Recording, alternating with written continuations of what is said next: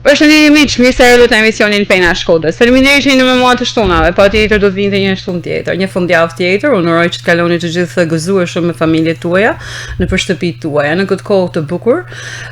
Jemi në prag të festës së Pashkëve dhe u gjej rastin të përshëndes të gjithë komunitetin katolik dhe t'ju uroj gëzuar Pashkët të gjithëve. Uroj paqe, mirësi, mbarësi për të gjithë familjet tuaja dhe uroj që këtë bashkësi dhe këtë bashkim që na fal kjo feste e shenjtë, uroj që ta kemi gjithmonë mes nesh.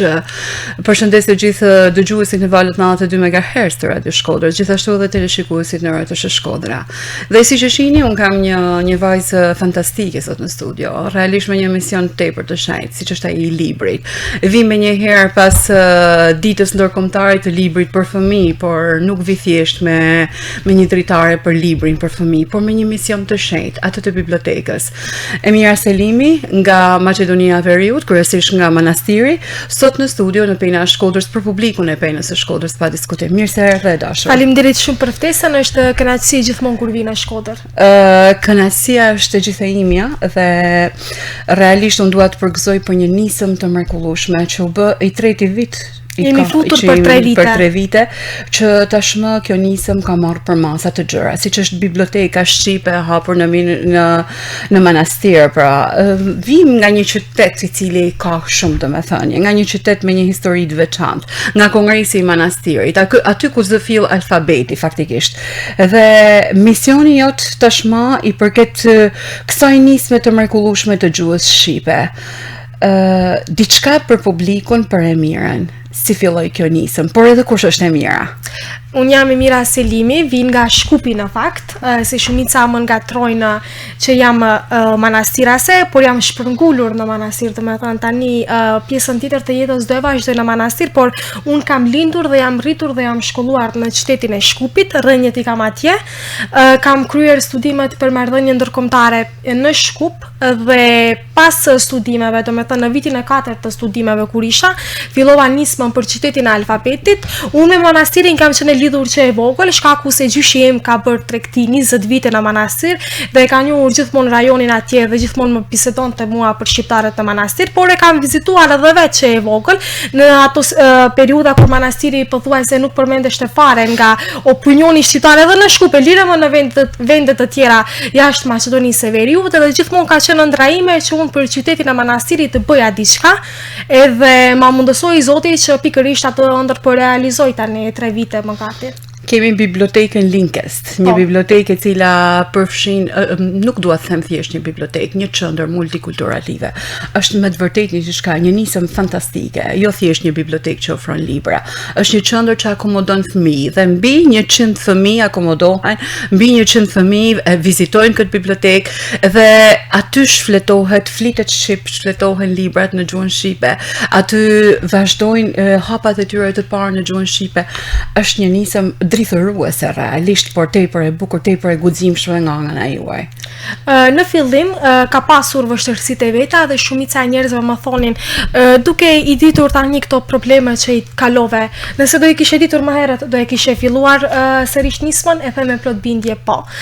Fëmijët më motivojnë shumë, ashtu siç e përmendë edhe ju që biblioteka nuk është vetëm një bibliotekë me libra për të lexuar dhe për të mbyllur gjithçka atje, është një qendër kulturore ku merremi me art, me kulturë, me muzikë, me gjithçka që ta mbajmë gjallë, edhe gjuhën, por edhe kulturën dhe trashëgiminë tonë. Gjuha, domethënë, është një ndër të parat që duhet të ruhet për ta ruajtur identitetin, por është shumë e rëndësishme që të fëmijët të ndjehet ajo.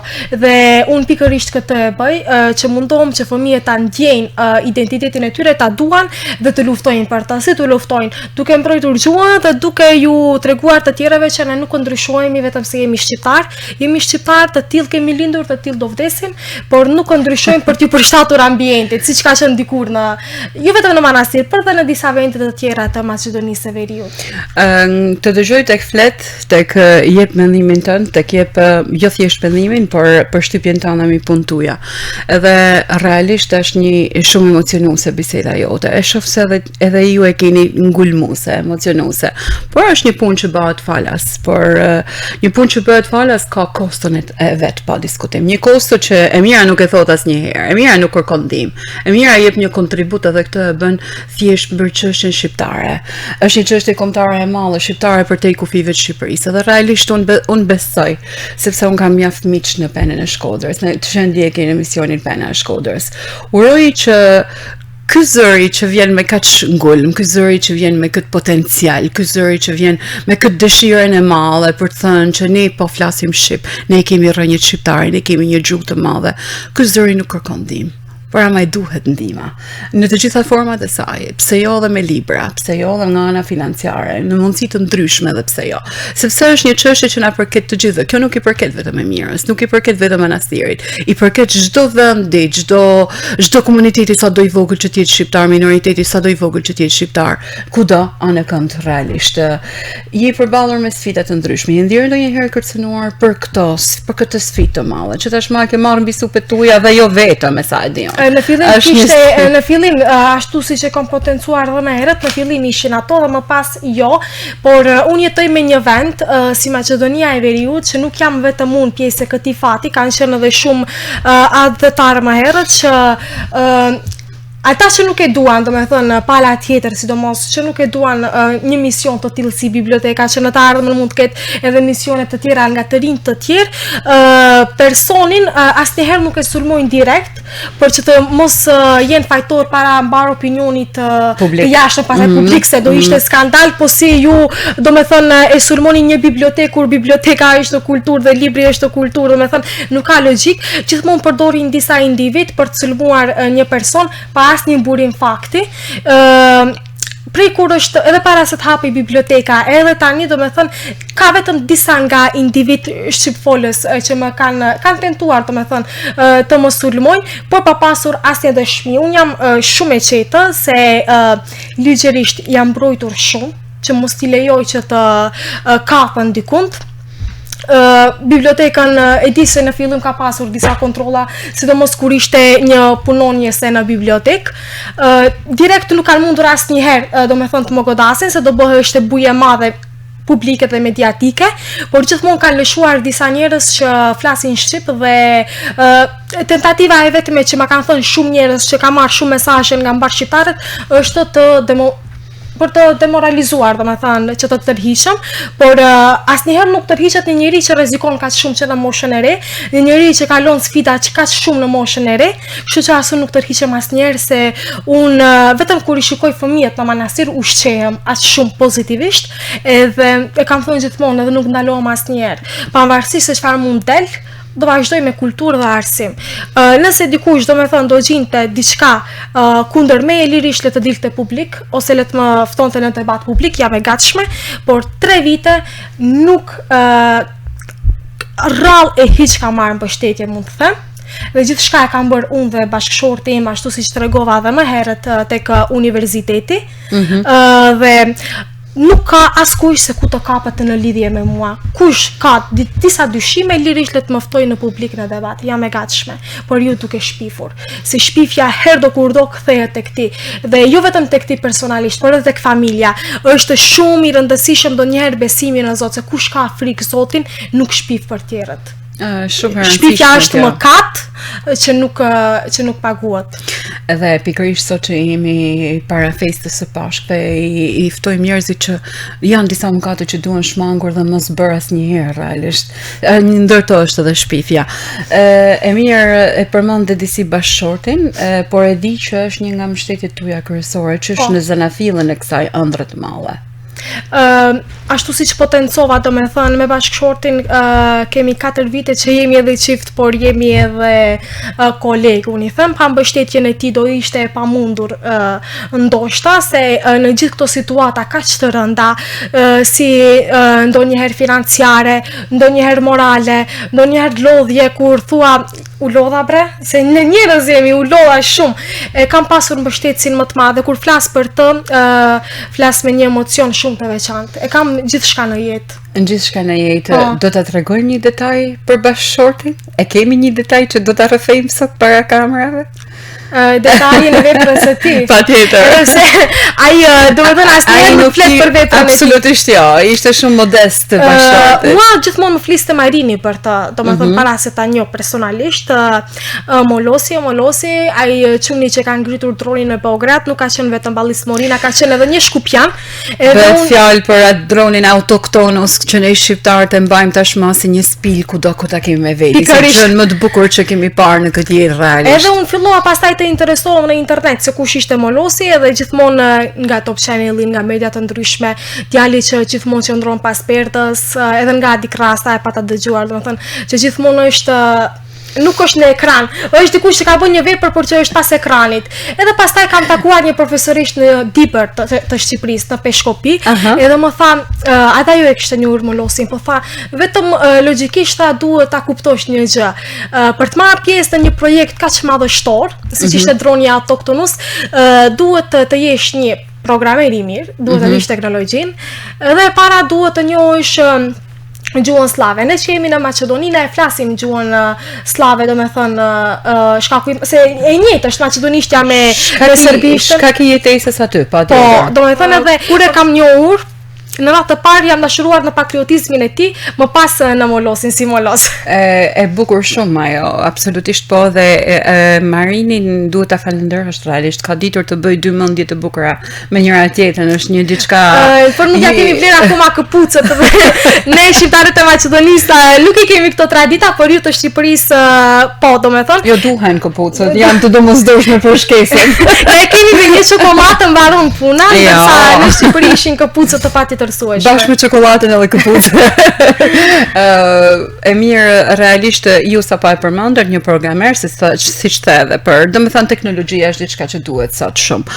Por si e keni ndërthuar këtë teknologjinë për të sjellë fëmijët tek biblioteka, për të tërhequr fëmijët edhe jo vetëm drejt bibliotekës, por drejt gjuhës shqipe, drejt nismave shqipe, drejt hapave të parë të gjuhës shqipe, drejt rrajve realisht, sepse ata janë shqiptar. Në fillim e kam parasysh se tani teknologjia ka bërë të vetëm dhe fëmijët i ka larguar nga libri. E kemi shumë aktuale këtë problem. Unë ju thoja fëmijëve kush do lexoj, do ketë një dhuratë. Dhe mund ta kesh parasysh se moshat e vogla është një mënyrë manipuluese e vogël kjo. Shumë është interesant kjo manipulimi dhe fëmijët lexonin edhe me paturimi prisnin dhuratat. Edhe kjo se çdo fëmijë, domethënë, është 3-4 libra dhe më pastaj bëhet i varur prej librit. Se kërkon truri, domethënë, kërkon organizmi që vazhdimisht të merr informacione të reja, burime të reja. Ka disa nga fëmijët që thonë unë lexoj nga telefoni. Nuk ka problem, thjesht lexojnë sepse është një mënyrë tjetër. Por prapse është problem se rëndësia e librit që ke në duar nuk e kompenzon dot telefoni. Dhe gjithmonë mundohem që fëmijët të jenë më out telefonit, edhe në bibliotekë përpos librave ne përdorim edhe lotra logjike, që fëmijët domethënë pas përfundimit të detyrave të tyre, rikthehen tek lodrat logjike që i argëton. Se edhe nuk është puna vetëm si janë për shembull puzzle-at apo shumë çka tjetër. Nuk janë për shembull vetëm mësim. Është një tru i vogël domethënë që po rritet, një lule që po qel dhe ti nuk mund ta rëndosh as shumë. Prandaj gjejmë edhe këto metoda argëtuese në bibliotekë që fëmijët edhe ta duan më shumë, por edhe të kenë më efikas në marrjen e mësimave të reja që. Sa staf keni ju tek biblioteka? Vetëm unë dhe Molosi jemi. Vetëm ju të dy. Edhe është një kontribut që ju jepni me shumë kënaqësi secili për ju. Ndjem shumë energji pozitive. Po, se të kesh punë me fëmijë të vegjël është edhe pak ngarkesë, edhe psikologjike se normal ka shkallët, vrapojnë, ato janë fëmijë kanë energji. Por gjithsesi unë dhe Molosi shumë ushqehemi pozitivisht nga puna që e bëjmë me fëmijët, sidomos kur i ushqejmë për çështjet kombëtare. Si e priti komuniteti shqiptar ose pothuajse gjithë vendi hapjen e kësaj biblioteke? Nga komuniteti shqiptar e kam pritur shumë mirë, me raste ka pas 2-3 persona që ndoshta ishin edhe xhelos për arsye që se erdhi Emira nga Shkupi, po mirë pse se bërë ti që 60 vite, kishte një mësuese, e kam përmendur dhe në media më përpara që nxorri edhe ajo shpifje në opinion, sepse unë kam ardhur domethënë të kontriboj në manastir e kishte atë xhelozin. Ajo ashtu siç ma thonin mësuesit e tjera dhe prindrit e fëmijët e kështu me radhë, por asnjëherë më nuk unë e ftova që të vinte të përballesht me mua, nuk erdhi asnjëherë. Ishin gjëra të ulta që i bëjnë zakonisht disa njerëz për shkak të xhelozisë. ishin në Për sa i fillim. përket komunitetit, po thuj se gjithë qytetit, duke përfshirë gjitha komunitetit që përmban në qytet.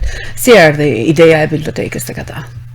Ato kam pasur informacion nga mediat kur ishte gjatë nismës, kur u hap me njerë filluan vizitorët. Edhe thash, komuniteti shqiptar e priti shumë mirë. Komuniteti Maqedonas e priti Maqedonas, pak po të jam e interesuar. e priti pak sikur jo mirë, themi se përpos të neve ta tregoj një rast çfarë na ndodhi mua dhe Molosit. Se ne kur e flasim maqedonisht nuk vërejemi që domethënë e flasim shumë bukur. Dhe nuk vëreni që jeni edhe shqiptar. Po, e flasim shumë bukur dytë dhe po shkonim tek stacioni i trenit apo nuk më kujtohet ku me taksi. Dhe taksisti thotë në gjuhën e tij maqedonase. Po shpret në makinë duke folur. Ja tha, i kishim tha bullgarët që erdhën e hapën klubin këtu, tha, për të na marrë manastirin. Tani tha la kanë ardhur dhe shqiptarët me një bibliotekë dhe vazhdojnë të bëjnë propagandë. Edhe në atë moment ishte pak për të qeshur, por ishte ai zëri që çfarë flitet në opinion, se vaj taksisti e fliste atë çfarë flitet në për kafene, e kupton? E kuptoj. Edhe kur shkojmë për shembull në për markete, në për barnatore lokale, na pyesin, domethënë se kemi krijuar edhe shoqëri atje, në mbar rrethin, ju jeni ato të bibliotekës, dhe menjëherë disa marrin me shumë qetësi, sportivitet, pozitiv, disa marrin shumë sikur këto kanë ardhur me bosh Shqipërinë e madhe. Sa ashtu nxorën. Ashtu i nxorën në fillim thashë them të në mbar qytetin se kemi shkuar në atje për të bërë Shqipërinë e madhe, nuk kemi dashamirës, kemi qëllime të këqija e gjëra që s'kishin asnjë sens logjike. Po pra, pse kishin kaq frikë? Ka të bëjë me ëndrat faktikisht, me njerëzit që ata mendojnë që duan të kenë potencialin e tyre, dhe jo njerëzit në potencialin e secilit prej tyre. Mendoj se janë frikacak të panevojshëm. Një bibliotekë nuk është e rrezikshme për askënd, mendimi im. Por vetëm fakti që këto nuk kanë lejuar asnjëherë që në manastir të ketë një gjimnaz në gjuhën shqipe, këto kanë frikën nga arsimimi i shqiptarëve atje. Nga rritja e vetëdijes shqiptare në manastir. Unë mendoj kjo është frika kryesore. Si son arsimin tashmë në Maqedoninë e Veriut duke pa këtë problematikën, është një problematikë globaliste pothuajse me arsimin. Është shumë dobët. Po të marrim Shqipërinë dhe Maqedoninë. Gjithmonë kur futen subjektet politike në arsim, ai arsim ka dështuar. Shumë punësime në Maqedoni, jo vetëm në manastir, janë bërë nga partitë politike shqiptare që kanë shkatruar arsimin në Maqedoni, duke punësuar njerëz që nuk janë para të punë. Unë edhe e thash edhe më herët tek universiteti, atyre që studionin për ciklin e ulët. O bëni këtë punë me dashuri ose mos e bëni fare. Nëse dëshironi të shkatroni një popull, vetëm prek arsimin ke shkatruar, domethënë. Edhe fatkeqësisht ne kemi një arsim shumë të dobët në Maqedoninë e Veriut. Edhe kjo është vetëm shkaku i politikës që është futur në institucionet arsimore, duke punësuar lëllë analfabeti që nuk është para të detyrë. A mos ndoshta komuniteti maqedonas se ka parë duke parë edhe historinë që vjen nga Kongresi i Manastirit me alfabetin. Po e din apo që edhe mos e shohin edhe si një rrezikshmëri kulturore, sepse një minoritet sado i vogël tjetë ai, por kultura e tij është shumë e fortë, rrajt e tij janë aty formohen rrajt e tij. Mos ndoshta ata nuk shohin më, e kuptojnë që ky minoritet nuk mund të jetë më minoritet, por është një përbamje shumë më agjancë se sa minoritet. Mendoj që ke të drejtë. Është një frikë kulturore, një mënyrë, ka shumë opsione. Ka shumë opsione, nxjerrin lloj propagande për ta dëmtuar edhe historinë tonë. Le të pyes pak për ata që realisht janë pjesë e kësaj biblioteke. Si e presin fëmijët kontaktin e parë me bibliotekën? Atë në momentin që ata vinë, si e shpalosin dëshirën? Direkt kur vinë janë për qafimet e para dhe me njerë janë lodrat. Edhe pastaj vjen ai puna se çfarë do bëjmë aktivitete sot. Për shembull, javës tjetër kemi një ditë shumë të rëndësishme me fëmijët, do mësojmë figurat kombëtare për të cilët s'kan dëgjuar asnjëherë. Zakonisht dhe ne përdorim në projektor dhe në projektor shfaqen figurat kombëtare si Adem Jashari, Skënderbeu, Zahir Pajaziti, të gjithë këto me radhë dhe një shpjegim të shkurtër se kush janë këta, edhe në këtë formë fillon ajo pjesa, domethënë që fëmijët ta kenë vetëdijen e lartë kombëtare, po ky njeri që ka sakrifikuar për shembull si për Adem Jasharin 70 pjesëtar të familjes, ky pse e bëri këtë, e bëri për shkak se e donte kombin e tij të lirë. Kështu fillon lindja e dashurisë së fëmijëve për kombin. Për kombin, është një zanafill për të ngjizë dhe gjuhën në Shqipëri. Po pikërisht, po përpos figurave kombëtare, përpara nuk kam pasur njohuri edhe për qytetet e Shqipërisë. Zakonisht duam të mbajmë orë për secilin qytet. Më shumë ti e duan Korçën, dua të jem këtu e hapur, shkak se Korça është shumë afër me manastirin, edhe fëmijët gjithmonë e kanë online të parën Korçën, por duam të bëjmë aktivitete duke vizituar edhe këta qytete të cilat i mësojmë, si Shkodra në këtë rast. Më dole diku në Shtek, sepse kjo ishte ideja ime. Në hapësirat e bibliotekës publike Marin Barleti në Shkodër ne kemi hapësira për fëmijët, e cila ofron edhe librin për fëmijë, autorët shqiptar për fëmijë, ndërto kemi të nderuarin profesorin Xhahid Bushati, unë nuk do të rri pa përmendur, jo vetëm, por kemi njeriu që ende sot vazhdon të shkruajë të lëvrojë letërsinë për fëmijë. E mendon ndonjëherë që ti sjellësh te kjo bibliotekë, të keni një ndërlidhje me njëra tjetrën, shkëmbime me bibliotekën. Biblioteka Marin Barletis, me sa di unë, mundson edhe libra për fëmijë, ka edhe mundësi që të krijojë hapësira të ndryshme. E mendoni një herë të sillni në Shkodër, të sillni të keni kam shumë dëshirë të shëtis ata me grupe. E kuptoj, ana financiare nuk është një pjesë që e ke nga vetë ne, dhe unë duhet të bëj një matematik shumë kohore, domethënë prej më herët se si ta bëj, por që kam shumë dëshirë se para 2 javë ose 3 në mos gaboj, ne ishim në Shqipëri dhe shkuam tek një shkollë Dora Distria, ku e kishte organizuar ambasada e Shqipërisë të Maqedoninë e Veriut, dhe fëmijët e tanë ulën me fëmijët bashkëmoshatarët e tyre nga Tirana, dhe ishte pjesa më emocionale se fëmijët nuk doheshin të largoheshin nga ata, se u socializuan me njerë. Dhe unë shumë kam dëshirë që fëmijët e manastirit i sjellin sa më shumë në qytetet e Shqipërisë, që të lidhen me fëmijët këtu dhe një ndërlidhje unë e marr shumë përsipër, nuk e di se si do të mundohemi të ndihmojmë disi edhe nga ana financiare për të sjellë fëmijët. Jam shumë më pëlqen shumë nisma juaj dhe realisht jam një person që dëshiroj shumë që të kontribuojmë në çdo formë të mundshme. Por ftoj të gjithë miqtë e mi, të cilët e kanë një mundësi, nuk e di se si nga çdo në çdo lloj forme. Një bibliotekë e cila është jo vetëm bibliotekë, është një qendër kulturore, multikulturore, që ofron shumë çka. Ajo që unë kam marrë vesh, ju nuk ofroni thjesht, ofroni edhe kurse. Kurse në lidhje me çka? Kursin e mbaj, po vetë biblioteka është pjesa kryesore e bibliotekës, është pjesa e kursit, domethënë ku e kemi për gjuhën shqipe, se ne kemi edhe shumë fëmijë që flasin vetëm në gjuhën maqedone, edhe gjuha shqipe është esenca kryesore. Shumë fëmijë shqiptar që flasin vetëm gjuhën maqedone. Edhe prindër ka të tillë. Edhe ti nuk mund t'i fajsosh se ne gjithmonë si komunitet, si popull, kemi vetëm merakun për të fajsuar tjetrin, por asnjëherë nuk e kthejmë gishtin nga vetja. Mendësia, po. Unë duke jetuar tani atje, shikoj se me të vërtetë të jesh shqiptar në manastir nuk është e njëjtë si të jesh në Shkup. Në Maqedoni, për shembull, janë 2 botra krejt të ndryshe. Shkupi ku shqiptarët kanë shumë liri, kanë shumë të drejta, dhe manastiri ku janë shumë të shtypur dhe nuk kanë as pak të drejta. Edhe të jesh shqiptar me të vërtetë është pak e vështirë, dhe kemi shumë raste ku shkojnë edhe në shkollë në maqedonisht, shkaku se jetojnë pak larg qendrës së qytetit ku është shkolla Shqipe. Dhe ekziston një shkollë ku flitet shqip dhe jepen çdo mësime shqip. Keni akses me mësuesit e kësaj shkolle? Sjellin ata fëmijë tek biblioteka? Prej në fillim kam bashkëpunuar me mësueset. Kam disa mësuese që i kam shumë për zemre. Në radhë të parë është Nurxhani, ajo që ka më së shumti fëmijë krahas të tjerave. Por kishim edhe një problem se mësueset i kërcenuan para 2 viteve. Nuk i lejuan më të vinin gjatë orarit të shkollës, nuk guxojnë të vinë në bibliotekë, dhe kjo fatkeqësisht më erdhi shumë rand kur e kuptova se kush e ka bërë gjithë këtë propagandë për ta qëndisur një kurthë ndaj bibliotekës, por të mos i lejuar mësuesët të vinë tek ne. Më vjen shumë keq që ka ardhur nga shqiptarët kjo gjë, dhe pikërisht vonë kam kuptuar shumë gjëra, prandaj dhe unë jam e përgatitur për shumë gjëra të tjera në të ardhmen. Një prind që insistonte shumë të vinte në bibliotekë, që kishte edhe një sjellje shumë të keqe, zonjë është, sillte çupën tek unë, edhe vazhdimisht kërkonte libra. Libra që në fakt nuk ishin në bibliotekë, dhe më bënte presion psikologjik, se unë gjithmonë kur vi në Shqipëri, se vi shpesh, unë marr ata që më mungojnë në bibliotekë.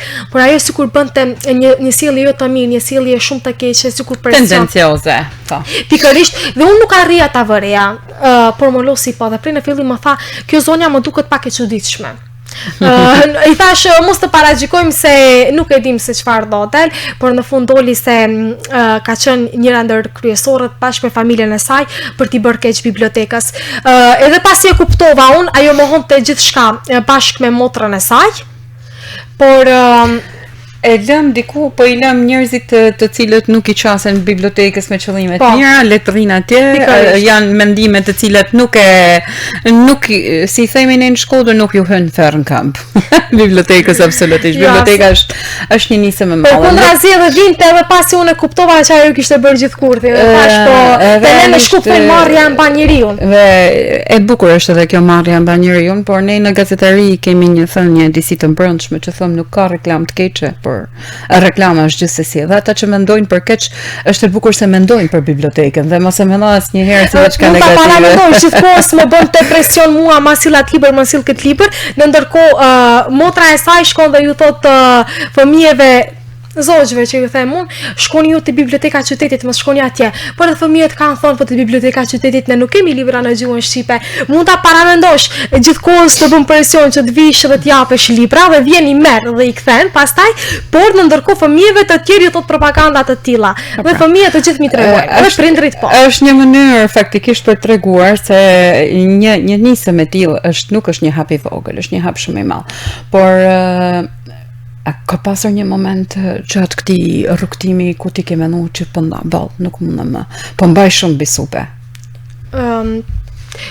Për të dorëzuar, nuk kam thënë asnjëherë të dorëzohem, të me sinqert këtu, por jam tjerë shumë keq, kur më kam prekur njëherë në pikë të dobët, para 2 viteve ishte ajo, në verën e vitit 2024, po. Ka një moment që unë nuk e harroj kurrë, edhe gjithmonë kur e kujtoj e kam me sikletë të madhe. Edhe ndoshta do më duan vite, por ndoshta nuk shërohet asnjëherë ajo plak. Je cënuar shumë nga njerëzit atje. Të thash, askush nëse dëshiron ta shkatroje një gjë, nuk të bën martirë as ti as mua, gjen metoda të ulta. Edhe mua më kam prekur te pika e dobët të një personi që e ka më shumë ditë të rëndësishëm në jetë. Okej, kuptoj një gjë të tillë dhe uroj që mos përballesh më me të tilla sfida. Jo, nuk do përballem asnjëherë se tani nuk lejoj unë më. Shumë mirë, kjo është e bukur. Kur e servit një ushtare bën më të fortë. Sidomos kur përballesh me sfida të ndryshme, e kupton që ka një plan B për çdo sfidë. Edhe kam kuptuar dhe ju them gjithë të rinjeve, mos toleroni kurrë dhe mos duroni shumë. Se disa thonë, durimi është virtyt, por ndonjëherë është edhe padrejtësi ndaj vetes durimi. Dhe mos duroni. Vetëm një herë ose 2 herë maksimumi mund të duroni, më shumë mos duroni asnjëherë. Ja, këtë e them publikisht. Mendoj që ka lidhje pak edhe me patriotizmin, me nismën që ti ke filluar tashmë dhe nuk duhet ta çojmë nisëm me një bibliotekë.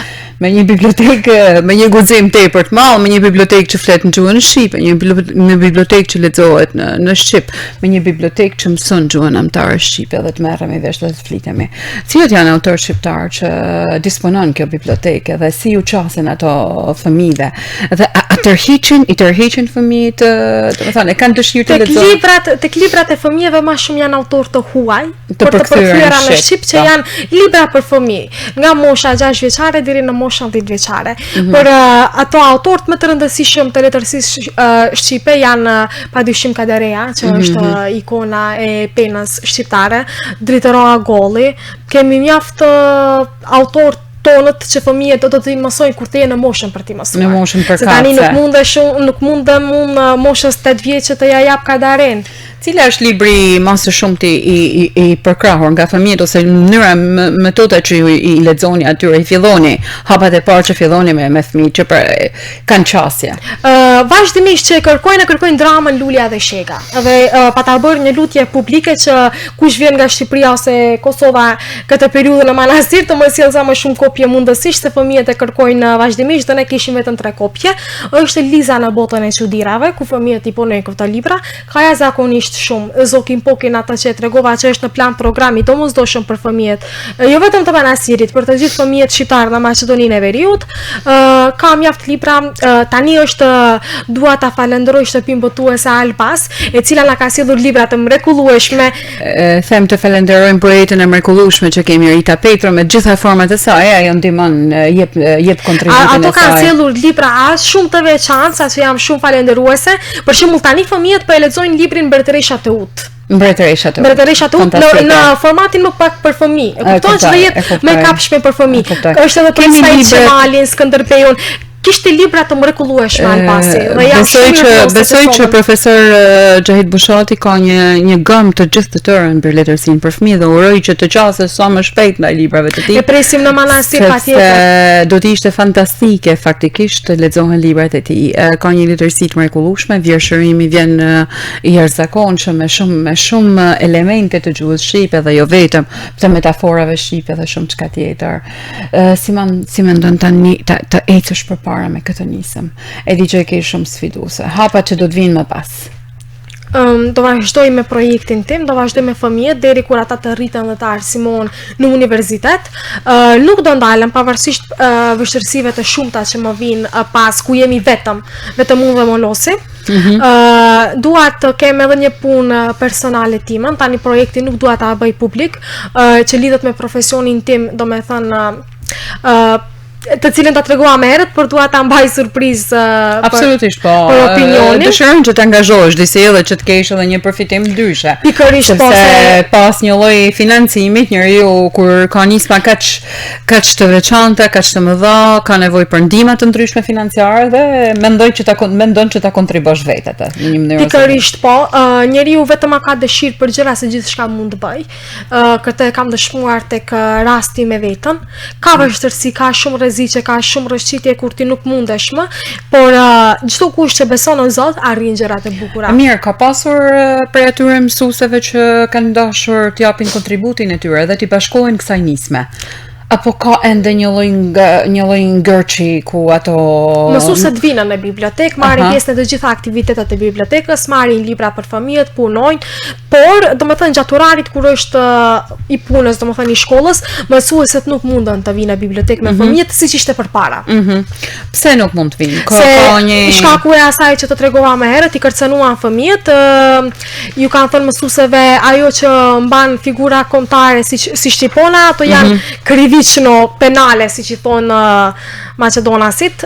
Për këtë arsye u bë atëherës një bujë shumë e madhe ku unë ju pata shkruar shumë njerëzve për t'ju kërkuar mbështetje dhe ndihmë se ishte shumë e vështirë situata. Si e keni marrëdhënien tashmë me institucionet, jo vetëm në Maqedoninë e Veriut. Unë po them edhe me institucionet jashtë Shqipërisë, ata duhet ta shohin si diçka prioritar në bibliotekë. Nga institucionet jashtë Shqipërisë, domethënë e kanë jashtë Maqedonisë, më fal, lutem. Ambasada e Shqipërisë domethënë interesohet na mbështet, por akoma domethënë presim me një ndihmë konkrete. Po, presim. Ju duhet një ndihmë konkrete. Ndërsa në Maqedoninë e Veriut subjekteve politike shqiptarëve, si themi ne, përpos që si kum pa hajër, ndonjëherë edhe kum pa dhe sherr. Duhet jemi shumë. Për shembull, mua më vin të gjithë në bibliotekë dhe unë nuk mund të t'ja mbyll derën askujt. Absolutisht, një bibliotekë mbetet e hapur për këtë. Absolutisht po. Para 2 viteve ishte, dua e them për herë të parë këtë, ishte një politikan nga Tetova, erdhi në bibliotek me përfaqësuesën e degës së partisë së tij në manastir. Edhe erdhën edhe i sollën libra që i kishin mbledhur qytetarët e Tetovës, jo ai si kryetar komune, nuk i solli. Që i kanë mbledhur njerëzit në Tetovë, i sollin në manastir me një presion toni se patën kaluar një vit që u ha biblioteka, ato nuk i patën sjellur ende. Gjithsesi, pastaj sikur ato tentonin ta politizonin dhe unë nuk lejoj asnjëherë që biblioteka të politizohet. Biblioteka është hapur nga shqiptarët që kanë mbledhur libra, mbështetet nga shqiptarët e thjeshtë që vinë vazhdimisht na vizitojnë edhe na duan, por nuk do lejojmë asnjëherë ta politizojmë. Po në Shkodër si është pritur? Vetëm ta tregoj këtë deri në fund. Edhe kjo zonja që është nga kjo parti politike ka nxjerr thashëtheme tek mësuesit, sikur ato po më mbaj kanë mua financiarisht. Dhe ai ishte momenti pak shpërthyes se duhet të jesh shumë si të them, me një gjumë të butë, duhet të jesh shumë ignorant, edhe mos të kontribosh, por edhe të bësh keq. Kur s'mundesh me bë mirë, tek ne thon mos bëj keq s'paku. Është një mënyrë tjetër për të bërë mirë kur nuk bën asgjë të keqe. Në Shkodër e di që ka njerëz që kanë kontribuar në një mënyrë të veçantë. Kush janë ata dhe si ishte kontributi i tyre? Iniciatori kryesor në Shkodër është Mirsat Basha, të cilin e Nga falenderoj i komandja, patjetër. Po pikërisht dhe profesorin Zia Vukaj. Ne do ta falenderojmë profesorin, merr iniciativa të veçanta shumë shpesh. Është një njeri shumë i bashkë me shoqatën e shkrimtarëve në Shkodër. Që e do manastirin me zemër. E do manastirin me zemër profesori Zia. E keni mentuar ndonjëherë takimin me krijuesit e shqiptar, kryesisht ndoshta nga Shkodra, kudo nga vendet e Shqipërisë, nga qytetet e Shqipërisë. Po takimin e ndryshëm me shkrimtar të ndryshëm, të tërësisë shqipe. E keni menduar? E kam menduar, por është shumë e nevojshme që ato të vinë në manastir, se manastiri është qendra e kulturës shqiptare. Pra është një thirrje, mos presim që të na ftojnë me ftesa zyrtare, por kemi shkrimtarit, është nga Kosova para një javë ose dy, nuk më është përgjigjur. Kështu që mendjet e shkolluara dhe të edukuara duhet ta dinë vetë që duhet vinë në manastir. Absolutisht. Tani nuk duhet t'ju shkruaj ejani ose të bëjmë aktivitete, ato duhet ta dinë vetë. Çfarë do t'i thoshit institucioneve shqiptare? Unë nuk du me shku tek institucionet maqedonase, po tek institucionet shqiptare. Si do t'ishte ma konkrete ndihma aty në për ju? Në çfarë forme? Edhe si? E di, e kuptoj financiare, po si financiarisht? Në çfarë forme? Mjafton që qiranë e bibliotekës mos e kisha. Se biblioteka është në një objekt me qira. E para dhe e dyta, që të përdorin sa më shumë këtë formën diplomatike, që në sytë atje biblioteka mos të shikohet si një rrezik, por si një ashtu siç është në të vërtetë një vend kulture dhe arsimi. Mos shihet si rrezik, po si një vend ku mblidhen njerëzit e ditur, njerëzit e dijes dhe jo për të bërë diçka. Gjithçka unë kam publike tek faqja e bibliotekës, nëse do ishte diçka e shligjshme. Ku është edhe transparente domethënë tashmë. Çdo aktivitet është transparent. Ma thuj pak, e di që e kemi biseduar së bashku dhe më iku pak nga mendja Linkest. Si të erdhi ky emër? Ashtu si në Shkup si Fisi i Lirë që kanë udhëhequr në kohën e Iliris kanë qenë Dardanët, në Shkup kanë qenë Fisi i Lirë Linkestët, edhe unë kam dashur t'i vendoj emër i Lirë bibliotekës dhe quhet Linkest. Është ky emër identitar. Po, ndërsa shoqata Heraklea. Manastiri në kohën e Iliris është të quajtur Heraklea, ndërsa Fisi i Lirë që kanë udhëhequr qytetin është të quajtur Linkest. Okej, është me të vërtetë fakte shumë interesante, fakte të cilët duhen ditur, edhe pse jo. Unë uroj që të mobilizohemi realisht dhe të pasurojmë jo vetëm me libra, po edhe me ide të ndryshme të cilat ne mund t'i çojmë të gatshme.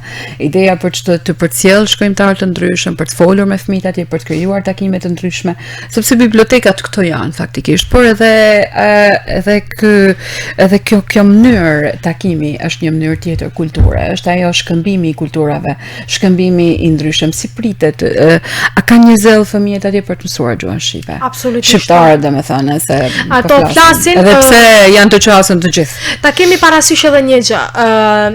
Nuk janë vetëm shqiptarët e manastirit që kur flasin në gjuhën shqipe përdorin slavizime. Më shumë, domethënë në manastiri përdorin shkaku i situatave ku ndodhemi. E kuptoj. Por edhe shqiptarët në Shkup, në Kumanov, në Tetov, në Gostivar, kur flasim ndonjëherë përdorim fjalë në gjuhën maqedonase, edhe na janë bësi normal. Për shembull, gjithmonë e hasim fjalën mora ka me shku.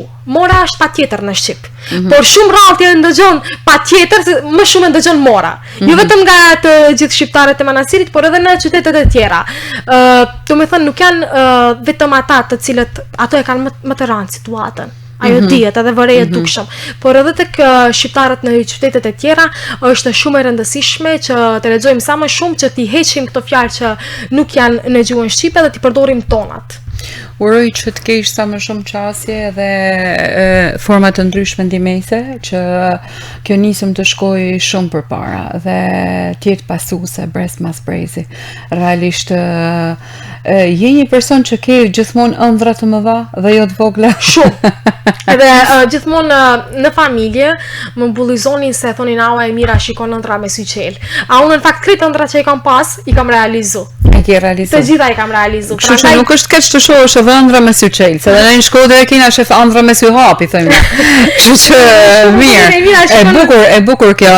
Ka një mënyrë për qasjen e fjalëve të shqipes të forma, si që the, për shembull, shohim ëndra me sy qelë. Janë disa shprehje frazeologjike që vijnë nga shqipja dhe a ka një lloj interesi nga ana jote për t'ia qas fëmijëve, për t'ia thënë fëmijëve që atyre të ngelet. Janë këto shprehje që të ngelen edhe shkon pyet në shtëpi. Edhe themi që na e tham mësuesja një gjë të tillë, po e harrova, çfarë do të më tha një gjë e tillë. Ka pas raste. Ka shprehje të tilla. Ka shprehje që ato i marrin edhe nga unë që i kam dërguar nga shkupja atje, por unë e kam marrë nga fëmijët shumë çka. Ka një shprehje që të ka mbetur në përmend që kanë sjellat e fëmijët nga zhargoni i tyre. Po, hajde ti të Mira do gjezdisim edhe Gjezdisim. edhe unë okay, do gjezdisim edhe I them molosit, por e molos një ditë. Fëmijët më vjen shumë çudi kur ma thonë gjezdis. Është për të shëtit. Pastaj pjesa tjetër, gjene do vi. Gjene do vi. Noshta vej. Po, gjene do vi edhe ne më molosin qeshim ndonjëherë kur jemi duke qëndruar bashk, I përdorin fjalët që I dëgjojmë nga fëmijët. Hajde molose gjene do vi. Edhe ky ma kthen anise, se e përdorin edhe këtë anise. Domethënë ka shumë fjalë që ka marrë nga ata. Nga ana e tretë të Kosovës dhe jam kurioze, si është të kesh një bashkëshort mbështetës? Mund të them janë femra më me fatën në botë. Do të thonë se këtë e viva, më në fund me gjova dhe një shprehje të tillë. Do gjoj për shembull disa feministe, se dhe unë jam feministe, po jam feministe normal, po në një formë normaliteti, që gjithmonë akuzojnë... Shiko feministe oje ose si? Ajo, akuzojnë gjithmonë që burrat shqiptar janë patriarkal, burrat shqiptar ashtu, kur të flisni për shembull gjithmonë kam dëshirë që të flasin vetëm për pjesën përkatëse, mos I përfshin të gjithë se duke marrë parasysh që bashkëshorti im çfarë ka sakrifikuar për mua, edhe sa mbështetës është, menjëherë ndjehem keq, se në burrat shqiptar bie pjesë edhe ai, se nuk po I ndajnë kur po thon femrat shqiptar, burrat shqiptar. Është mirë që vetëm ata të cilët janë me plot kuptimin e fjalës idiot, ata të sulmon, por mos të sulmon të gjithë se me të vërtet mund të ketë edhe shumë burra shqiptar si Molosi që janë mbështetja më e madhe e grave të tyre që të kenë sukses. Edhe kur e shohim qoftë në nismat e mëdha, realisht kanë qenë burrat shqiptar, ata që kanë marrë nismat e mëdha, firmëtarët e parë dhe shumë çka tjetër, ata ishin burra shqiptar. Dhe ne I kemi falendërues për këto raj që kemi, për këto shembuj që ishte dashur të ndiqen dhe të vazhdojnë të kemi në kujtesën tonë faktikisht kolektive. Janë si Ismail Qemali, si Skënderbeu, heroin kombëtar, po si Ismail Qemali, Gurakuqi, edhe shumë të tjerë, Gjergj Fishta dhe shumë të tjerë, të cilët realisht duhet jenë vazhdimisht në vëmendje, jo vetëm të burrave shqiptar, por unë mendoj që kemi burra shumë të mirë shqiptar. Se tani të flasim edhe troq, pyll pa ujë s'ka. Se ne shikojmë edhe atje në manastir, do me thonë edhe nga pala Maqedone se ka shumë burra që janë dhunues, janë në të gjithë botën. Ka një kategori e cila shpërndan dhunë dhe krijon dhunë dhe që nuk janë vetëm burrat shqiptar. Jo, absolutisht. Prandaj unë prandaj e cilësova që firmtarët më të mëdhenj të Shqipërisë ishin burrat, edhe ata që morën nisma shumë të rrezikshme dhe ata që e mbrojtën atë dheun me çdo kush ishin burrat realisht, jo vetëm jo pse gratë nuk ishin, por ishin një pjesë më e madhe e tyre burrave. Kjo për efekt sistemesh mbase jo vetëm, por gjithmonë femra është parë si ajo gruaja e cila zonja e shtëpisë, e cila ishte më mbrojtur kur ishte zonja e shtëpisë. Unë dua ta mendoj në këtë mënyrë dhe mendoj që nuk është një qasje e gabuar shumë shpesh. Më takon të jem e rritur nga një bab I cili është autokton shqiptar realisht, por është fantastik dhe të kem vëlla dhe të rrethohem nga kolegë që jam krenare që I kam miq. Prandaj dua të sjell këtë shembull. Dhe më vjen mirë që ke një bashkëshort I cili të mbështet. Është shumë domethënë se në një nisëm kaq të rëndësishëm të kesh një bashkëshort I cili shpërndan të njëjtat ide, ka të njëjtat çësje ndaj frymës kombëtare. Dhe kjo nuk është çështje kombëtare, është një çështje shumë e rëndësishme. Çështja e shqiptarëve realisht. Shumë herë kur jemi duke qëndruar, domethënë, edhe kur habitemi në telefona, edhe kur nuk jemi në komunikim, e vështroj dhe me njerë them, çfarë do kisha bë pa ta? Se unë për shembull vetëm unë dhe ai e dim se çfarë kemi përjetuar në terren. Çfarë sakrificash, çfarë problemesh, gjëra që vetëm mund dhe ai i dim, edhe Zoti normal. Edhe ndonjëherë ja shpreh më çfarë do kisha bëu pa ty. Se unë vetëm unë dhe ai e dim se çfarë kemi përjetuar në terren dhe nuk është dorëzuar asnjëherë të më lërmu vetëm. E mirë, unë t'jam falenderuar se që ishe pjesë e këtij Faleminderit edhe për juve. Por unë mendoj që ti nuk ke për të ndalë. Jo, as. Kjo nisëm ka me shku para, bashkë me Molusin, bashkë me edhe shumë njerëz që kanë me dash me të mbështetë dhe me të bashkangjitur. Kam disa fëmijë që ato do jenë pas meje. Do të jenë pas teje me të vërtetë.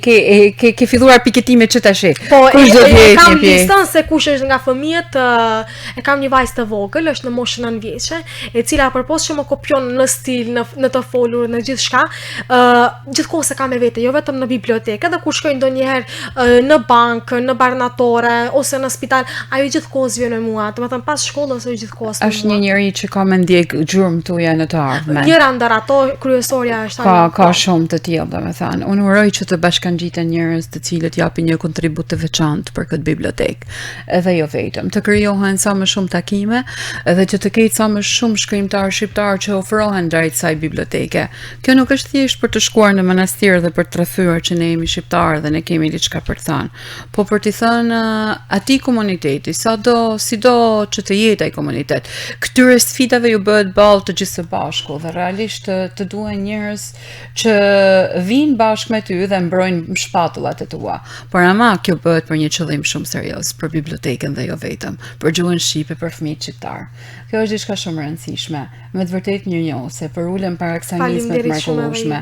Edhe uroj që të kesh jetë sa më të gjatë, që ta çosh sa më shumë përpara këtë janë bota tashmë kemi hyrë vitin e tretë. Unë dëshiroj që të keni sa më gjatë këtë, të vazhdojnë shumë vite dhe të pasohet kjo nisje me mrekullueshme. Faleminderit shumë. Ju presim në manastir dhe pse jo edhe në projekte të bukura. Uroj që të bëhemi së shpejti edhe mendoj që po. Të dashur miq, kjo ishte shtuna jonë në emisionin Pena e Shkodrës. Siç e thash edhe më përpara, për të gjithë besimtarët e besimit katolik, uroj gëzuar Pashkën. Paqja, mirësia, dashuria na mbajë të gjithë së bashku dhe ju përcjellt ju në për familjet tuaja. Mos harroni, një festë e shenjtë është gjithmonë bekim për çdo popull, për çdo komunitet, për çdo besim fetar. Nuk ka rëndësi se kujt i përkisni. Ata mendoj që janë një mënyrë bashkimi. Le të jemi gjithë bashkë, ka çështje kaq të bukura dhe kaq të shenjta në këtë jetë, siç është çështja shqiptare, gjuhës shqipe, amtare, identitetit ton kulturor dhe jo vetëm. Mirupafshim, bashku të shtunën tjetër pa diskutim.